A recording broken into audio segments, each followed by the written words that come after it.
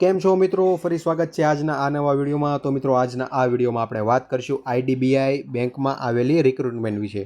તો મિત્રો આઈડીબીઆઈ બેંકમાં કુલ 1300 જગ્યાઓ માટેની ભરતીની જાહેરાત કરી દીધી છે, જેમાં આસિસ્ટન્ટ મેનેજર અને જુનિયર આસિસ્ટન્ટ મેનેજરની વેકન્સી છે। અરજી ઓનલાઈન કરવાની રહેશે મિત્રો, અને બેંકની જોબ છે મિત્રો। આઈડીબીઆઈ દ્વારા આ ભરતી લેવામાં આવશે। જોબ લોકેશનની વિશે વાત કરીએ તો જોબ લોકેશન સમગ્ર ભારતમાં હોઈ શકે છે મિત્રો। ટોટલ 1300 વેકન્સી માટેની ભરતીની જાહેરાત કરી દીધી છે। મહત્ત્વની તારીખો વિશે વાત કરીએ તો ફોર્મ ભરાવાની ડેટ મિત્રો 8 માર્ચથી ફોર્મ ભરાવાના શરૂ થઈ ગયા છે, અને અપ્લાય કરવાની લાસ્ટ ડેટ 19 માર્ચ છે, અને એક્ઝામની તારીખ હજી આપી નથી। જ્યારે પણ તારીખ આપવામાં આવશે ત્યારે જણાવી દેવામાં આવશે મિત્રો।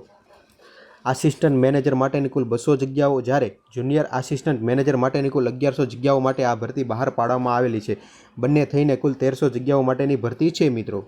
હવે આપણે એજ્યુકેશન ક્વોલિફિકેશનની વાત કરીએ તો આમાં ફોર્મ કોણ ભરી શકશે?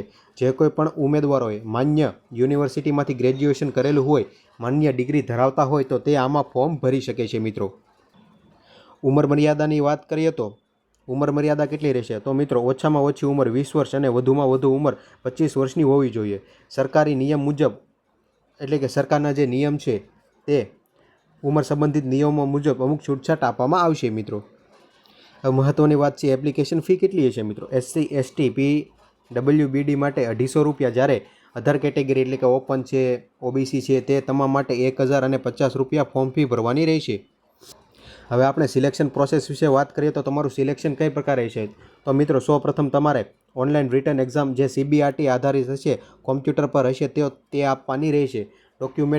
ત્યારબાદ ડોક્યુમેન્ટ વેરિફિકેશન અને મેનેજરની પોસ્ટ છે એના માટે તમારો ઇન્ટરવ્યૂ લેવામાં આવશે। ત્યારબાદ તેના આધારે તમારું ફાઇનલ મેરિટ બનશે, અને તેના આધારે તમને સિલેક્શન થશે। તો મિત્રો તમારા બધાનો જ ખૂબ ખૂબ આભાર અહીં સુધી વિડીયો જોવા માટે।